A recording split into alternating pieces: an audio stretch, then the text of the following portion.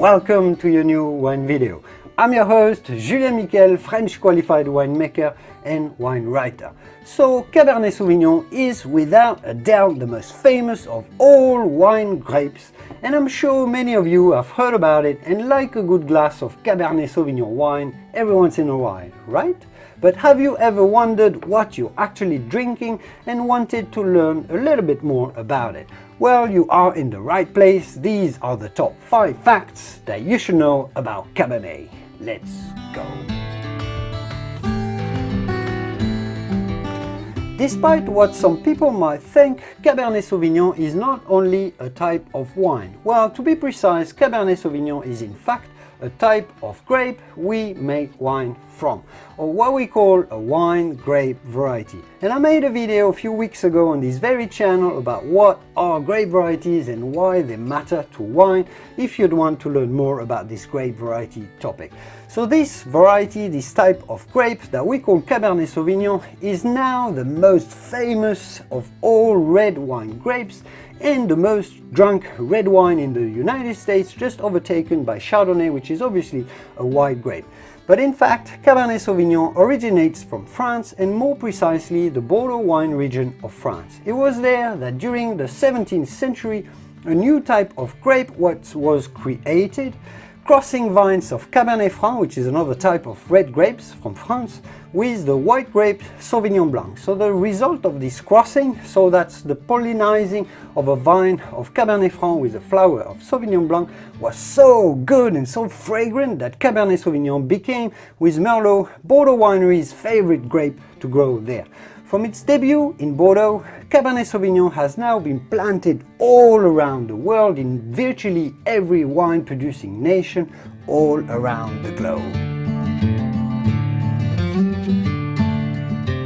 Having its origin in France, and France being the second biggest wine-producing country in the world, just behind Italy, it'll come as no surprise that France is the #1 Cab Sauv winemaking nation. There, Cabernet Sauvignon is mainly grown in Bordeaux and more generally the southwestern part of the country, even though in France it's generally Cabernet Sauvignon is blended with other grapes to form what we call, well, the Bordeaux blend. And that's why you don't actually find the name Cabernet Sauvignon printed on that many labels of French wines. Well, there are a few examples like this one. But yeah, we will get back to blending and what it makes for Cabernet Sauvignon in a moment.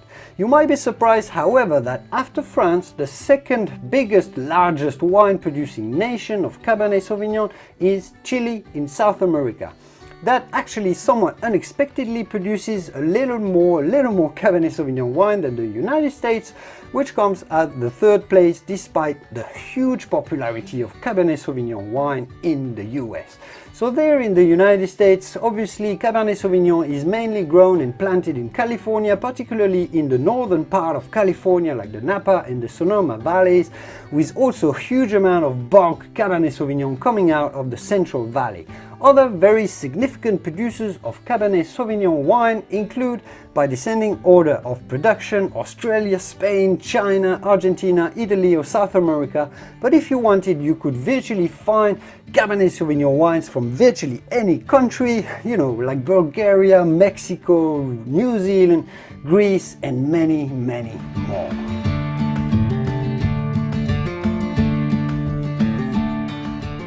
Now, with all these countries making Cabernet Sauvignon wines, there's gotta be a few great ones being produced in many different countries. And of course, quality of wine or how good wines are is a subjective matter. So there is no absolute on where the best Cab Sauv wines come from. And I guess this is open for debate.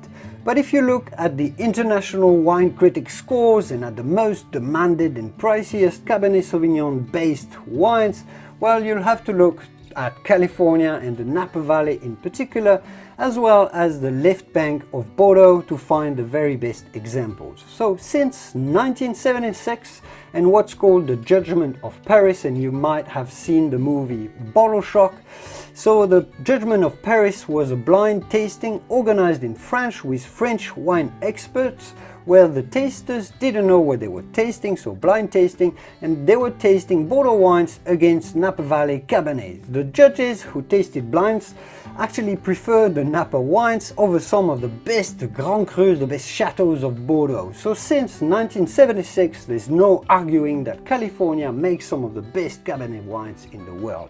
In Bordeaux, you'll have to look at the left bank of the Garonne River, so the sub-regions of Médoc and Graves, for example, to find blends with more Cabernet than Merlot in places like Margaux, Pauillac or Saint-Estèphe, while on the right bank in areas such as Saint-Emilion or Pomerol, as well as generally all across the Bordeaux region, the blends are going to be dominated by Merlot over Cabernet Sauvignon.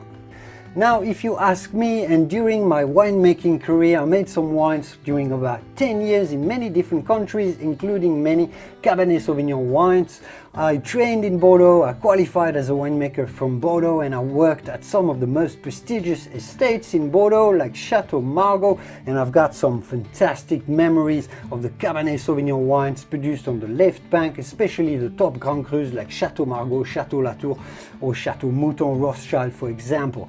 Those are going to be the more cooler climate Cabernet Sauvignon wines, but they're not necessarily ripe and as good and as opulent in every single vintage, because the vintage variation in Bordeaux is very significant. But I've got also fantastic memories of making Cabernet Sauvignon wines in Sonoma County, as well as on the coast of Tuscany. So we are not in Tuscany in the inland part like the Chianti area, but on the coast, because it's a little bit warmer, they make some fantastic, rather opulent, still refined Cabernet Sauvignon wines. As well, I've made some Australian Cabernet Sauvignon in cooler parts like the Margaret River area in Western Australia, and I made some also in a small island that's called Kangaroo Island, believe it or not, in Australia. And there's some delicious Cabernet Sauvignon wines. So the expression and the work of the winemakers on those Cabernet Sauvignon wines varies depending on the country, the type of climate, the terroir, and everything else in the expression, but it's always a joy. Cabernet Sauvignon is by far one of my very favorite grape variety of them all.